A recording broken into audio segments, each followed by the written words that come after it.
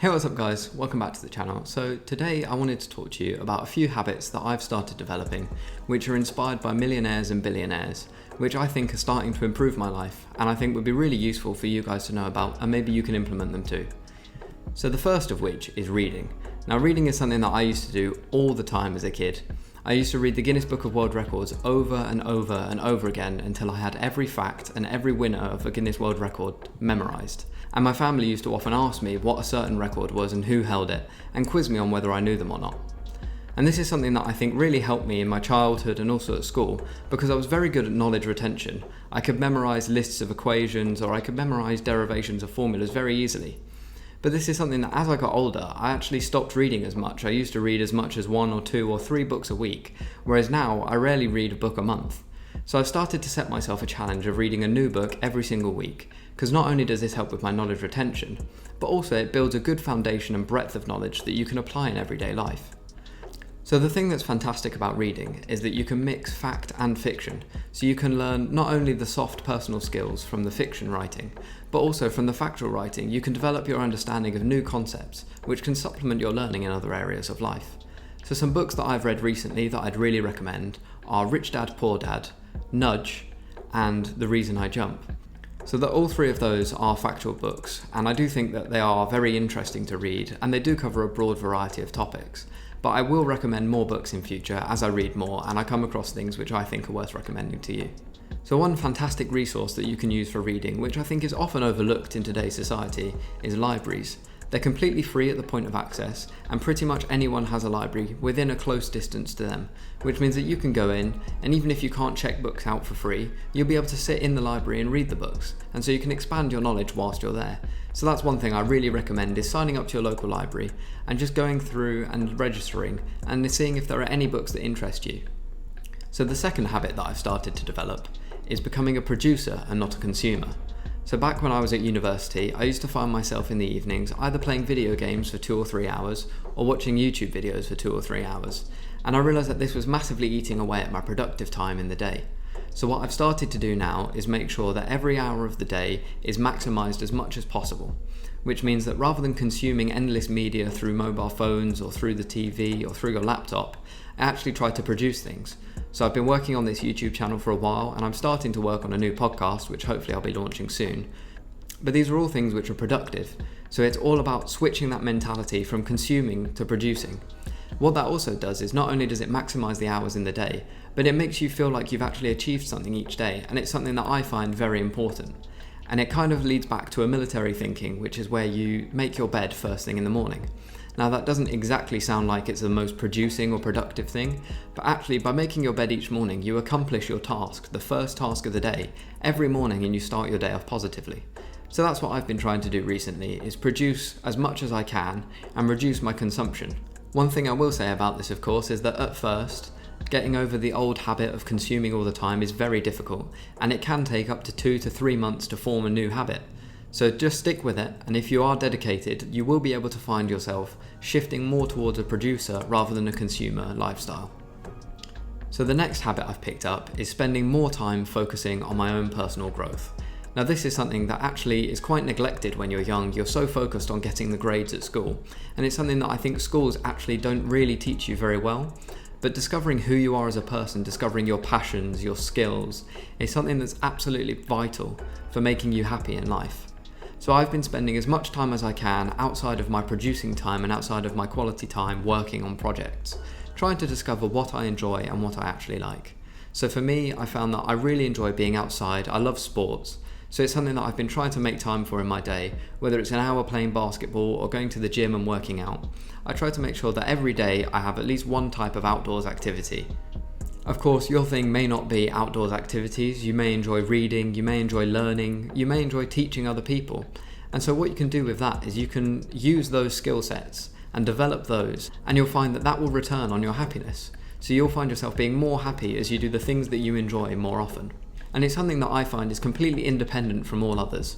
So as much as the thing you enjoy may be playing a team sport, discovering that that is what you enjoy is a completely personal act. which is why it's something that's not so well taught at school, because it is something that you do have to do entirely by yourself. So I'd encourage you to go out there and try as much as you can and find the things that you really enjoy. And then on top of that, really stick to them. So what you enjoy may not be what your friends do or your current group of friends does. But if it's the thing that you truly enjoy and you do like doing it, then stick to it and don't feel guilty or don't feel like you might be mocked for it. Because being true to yourself at the end of the day is the most important thing that you can do. On top of that, there are so many different places that you can go to discover things about yourself. So one thing that I have found recently is that the Open University has over 1,000 free online courses that you can do. Now these can range from a broad variety of topics, from psychology to maths to accounting to business to entrepreneurship.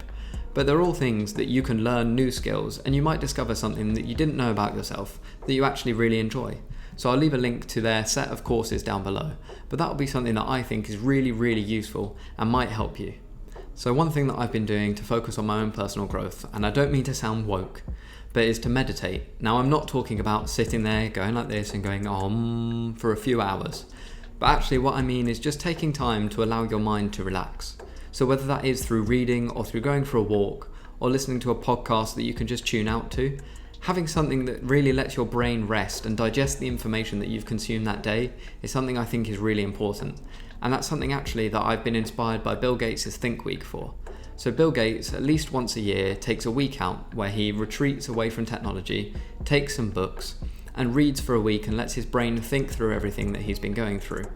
And that's something I've started implementing in my life, and actually I found it really reduces the amount of stress that I'm feeling, because I can declutter my brain and really put everything into compartmentalized categories and figure out exactly what it is I will be doing in the future or what I might have planned for the next week. So really taking that time to meditate and place your own thoughts inside your head is something that I think is really important, and I would recommend to anyone to try and incorporate into their daily life. So the fourth habit is something that's been covered by quite a lot of other YouTubers in the finance sphere, but what it is diary blocking. Now, this is inspired by people like Elon Musk and Bill Gates, and what they do is they timetable their time down to basically the nearest 5 minutes, including times for going on breaks and relaxing, but also their everyday meetings and every time that they need to set aside time for focus on a specific business aspect. Now, for me, obviously, this has been all about setting time for recording videos, editing videos, creating thumbnails, and coming up with different ideas. But on top of that, I've also started to plan in all social meetings that I have with my friends well in advance. Because what this does is it frees up my mental space, because I'm no longer having to worry about what do I have coming up this week? Do I have 10, 15 meetings? Do I have lots of work to do? When can I record my videos? What can I do? All I need to do is open the timetable on my phone or go into my calendar, scroll through, and I know that, for example, on Wednesday I'm meeting one of my friends for coffee, and so I know that in that time that's exactly what I'll be doing. So if somebody asks me 3 weeks in advance, are you free in 3 weeks on Wednesday to go for a drink? I know that I can look in my timetable and I don't have to say, I'll get back to you. I can make sure that there's a time free, and if there is a time free, I can book it in, and that's something that then is scheduled and I don't have to worry about it anymore. So for me, it's something that's reduced my stress and my thoughts over what am I doing on each day. Now, one thing that is very difficult to stick to with this is actually sticking to your timetable. So it's very easy to draw up a timetable and to plan in 20 minutes, 30 minutes, 1 hour slots in your day to do specific actions. But sometimes you get to that point when you're meant to do that action and you just think to yourself, I really don't want to do this. I can't be bothered to do it right now. But I found that once I get over that initial underwhelming sensation of not wanting to do something and I start on it, I actually know that because I'm only doing it for an hour or 2 hours, because it's timetabled for that long, then I can really focus, and it keeps me in that motivated mindset as I do each task. So it's something that I would recommend to anyone, and it is quite difficult to implement and it's more difficult to stick to. But if you do get into the habit of scheduling your day, it's something that will really reduce the stress of worrying about what you're doing in the future, and will also make it much easier for you to plan ahead and be productive. So finally, the last thing for me really is the final habit I've developed, which is to try and focus on the long term. So to think of life as a marathon and not a sprint. So I quite often find myself getting caught up in this idea of get rich quick. You see it all over social media, it's plastered everywhere, but these are the people who at 20 or 25 have made their millions, whether it's through e-commerce, forex trading, or some pyramid scheme. But actually, there's no rush to life. Life is incredibly long. Some people make their millions at 20, some people don't make their millions until they're 60 or 70. So this is something that I really need to focus on, which is that life is a long-term game. And as much as, it would be fantastic to be incredibly rich now, if your situation doesn't allow it, then the best you can do is staying focused on a task for as long as you can, and that will progressively develop for you. So the idea of this is essentially to stay as productive and as dedicated to something for 6 months and to see how it develops. So this is what I've decided to do with this YouTube channel and what I will be doing with my job, which is to focus and work as hard as I can for 6 months and to see how far I can progress. Now, this applies to all aspects of life, so it doesn't need to be just for your work or for your YouTube or for your side passion or your hustle. This can actually be for completely different things. For example, it could be for going to the gym. Say you haven't been seeing the results you want, well, try taking 6 months to really plan everything out and become as dedicated as you can, and take progress photos and log your progress. And that's something that I think is really useful if you're trying to lose weight or put on muscle mass or something like that in the gym. Documenting everything so you can reflect on how far you've come is very useful. So focusing on the long term and not the short term has actually kept me much more motivated for creating content and publishing this YouTube channel than I thought I would have been had I just focused on the short term.